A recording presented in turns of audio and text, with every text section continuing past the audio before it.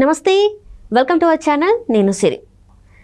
Plate ఫిరాయించిన ఆరామస్థాన్ survey ఇక ఆ పార్టీదే గెలుపు అని చెప్పేసి తన సర్వేలు చెప్తున్నాయి.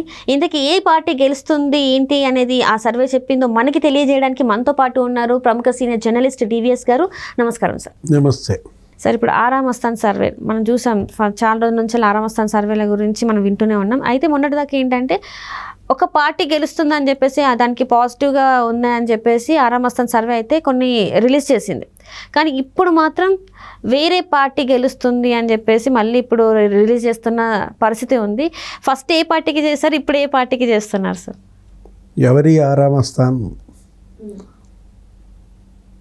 అతను ఒక సామాన్యుడు గతంలో.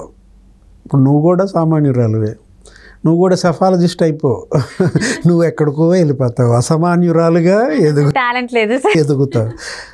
ఇప్పుడు జగన్మోహన్ రెడ్డి గురించి ఆయన ఏదో చెప్పాడు, 150 సీట్లు వస్తాయి జగన్మోహన్ రెడ్డికి అనగానే ఆయన నిజంగానే 151 వచ్చేసరికి జగన్మోహన్ రెడ్డి ఎక్కడికో వెళ్ళటం దేవుడెరుగు, ఆరామస్థాన్ ఎక్కడికో వెళ్ళిపోయాడు.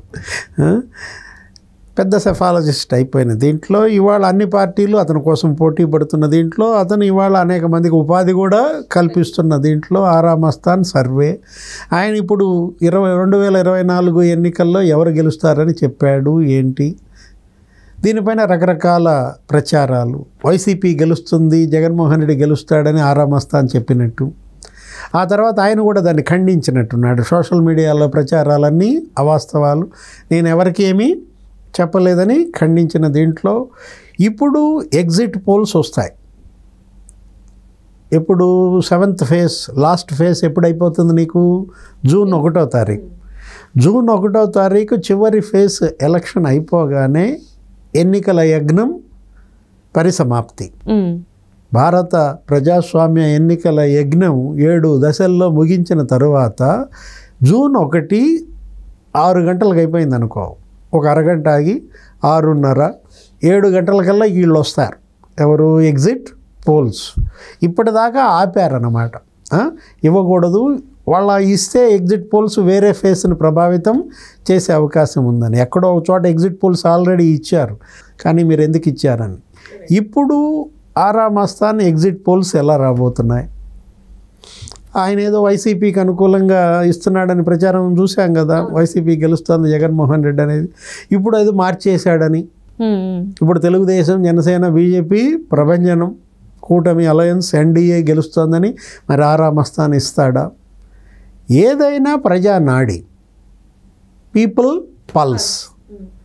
పీపుల్ పల్స్ బ్రహ్మదేవుడు కూడా దొరకదు.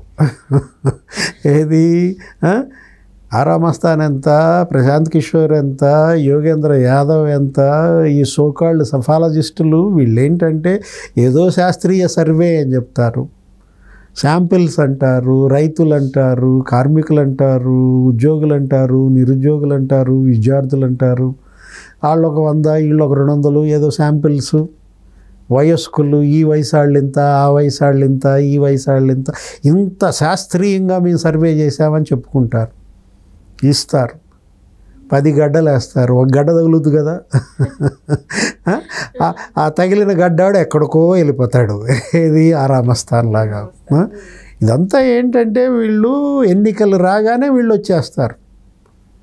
ఏది వర్షాలు పడంగానే కప్పలు జారుతాయి చూసావా, బెక్క బెక్క బెక్క, అట్లా అన్నమాట. మనకి, నేను నమ్మను వీటిని వస్తుందా వ్యక్తిగతంగా. ఏది ఈ సర్వేలను కానీ, ఈ ఎగ్జిట్ పోల్స్ను కానీ, వీటన్నిటినీ కూడా ఎవరు ఏది వాళ్ళు మనసులో ఉన్నది చెప్పరు. నువ్వే పార్టీకి ఓటేస్తావంటే చెబితే అతను ఓటర్ ఎట్ అవుతాడు? అంటే సైలెంట్ ఓటింగ్ జరిగిందంటారా మరి అక్కడ? షూటర్ అయిపోతాడు. మొన్న ఏదో సినిమాలో బాలకృష్ణ ఎక్కడో డైలాగ్ విన్నా, నువ్వు బెదిరిస్తే బెదరడానికి నేను ఓటర్ అనుకున్నావు రాబే. అంటే ఓటర్ని ఏదో అవమానించినట్టు అనిపించింది.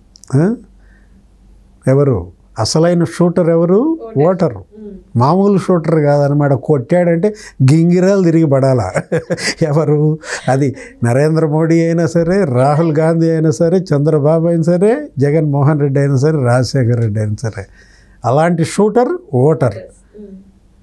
అతన్ని పట్టుకునే దమ్ము వీళ్ళకుందా? అతని పల్స్ వీళ్ళకు దొరుకుద్దా? బ్రహ్మకే దొరకదన్నాగా. ఇప్పుడు జనరల్గానే నువ్వు వచ్చి నన్ను అడుగుతావు, నేను చెప్తానా, చెప్పకపోగా నీకు వ్యతిరేకంగా చెప్తా. నేను జగన్కు వేసా ఓటు, నీకేమని చెబుతా, తెలుగుదేశంకి వేసా అని చెబుతా. నాలో ఉన్న శాడిస్టు నన్ను అబద్ధం చెప్పిస్తాడు.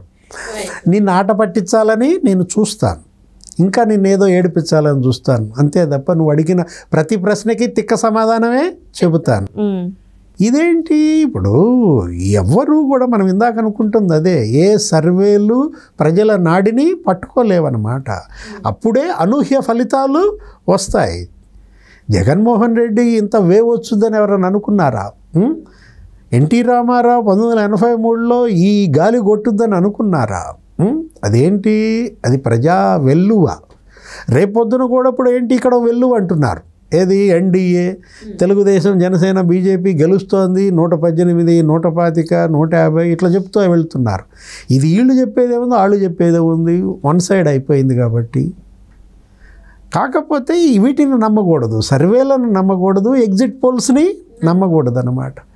జగన్మోహన్ రెడ్డి తప్పులు చేశాడు, 5 ఏళ్ళు ఆయనకి ఇచ్చిన ఆపర్చునిటీ దుర్వినియోగం చేసుకున్నాడు, ప్రజలకు దూరం అయ్యాడు, కనెక్టివిటీ లేదు, హ్యూమన్ టచ్చే కోల్పోయాడు, ఓడిపోతాడు అనేది ఎవరైనా చెప్తారు. కేసీఆరే ఓడిపోయినప్పుడు జగన్మోహన్ రెడ్డి ఓడిపోవటంలో కొత్త ఇదేముంది? ఇప్పుడు ఆరామస్తా అని చెప్పినా లేదు, ఆరామస్తాన్ ప్లేట్ ఫిరాయించి మళ్ళీ తెలుగుదేశం గెలుస్తుందని చెప్పినా ఏదో వాళ్ళ బిజినెస్ల కోసం తప్ప ఇది ప్రజానాడిని మార్చలేరు కదా, ఈవీఎంల్లో ఉన్న ఫలితాన్ని మార్చలేరు కదా. సర్వేలన్నీ హంబక్, ఎగ్జిట్ పోల్స్ అంతా ట్రాష్.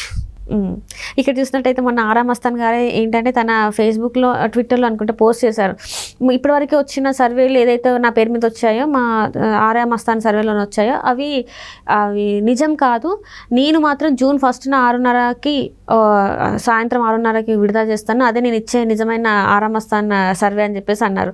మరి అది నిజం అంటారా, ఇప్పుడు ఈయన మాట్లాడింది నిజం అంటారా? జనం చెప్పేది నిజం. రేపు జూన్ 4న ఈవీఎంలో బయటకు వచ్చేది నిజం, పోస్టల్ బ్యాలెట్లో బయటకు వచ్చేది నిజం. అప్పటిదాకా ఆ నిజం ఎవరికీ తెలియదు, నివురు గప్పిన నిప్పులానే ఉంటుందన్నమాట. కాకపోతే అది నిప్పు, నివురు గప్పిన మాట వాస్తవం. ఇప్పుడు దేశంలో రాష్ట్రాలన్నీ ఒక ఎత్తు, ఆంధ్రప్రదేశ్ ఒక ఎత్తు. అసలు ఆంధ్రప్రదేశ్లో అభిప్రాయం అక్కడి ప్రజలు చచ్చినా చెప్పరు అన్నమాట. నువ్వు ఏ పార్టీకి ఓటేస్తావని కనుక చెబితే ఇంకా అక్కడ ఉండే పరిస్థితి. నేను పలానా పార్టీకి ఓటేశాను అని చెబితే, తెలుగుదేశం ఓటేశానని చెప్తే ఇంకా వైసీపీ వాళ్ళు ఉండనిస్తారా నన్ను? నా భూములు ఉండనిస్తారా, నా తోటలు బతకనిస్తారా, నా ఇళ్ళు ఉండనిస్తారా? మొత్తం కాలబెడతారు, తోటలు నరికేస్తారు. ఇలాంటి పరిస్థితుల్లో అక్కడ అభిప్రాయం ఆరామస్తానికి చెబుతారా? ప్రశాంత్ కిషోర్కి చెప్తారా? ఎవ్వరికి చెప్పరు, చేయాల్సింది చేసేస్తారు. Right sir, right sir, right. Thank you so much sir. నమస్తే.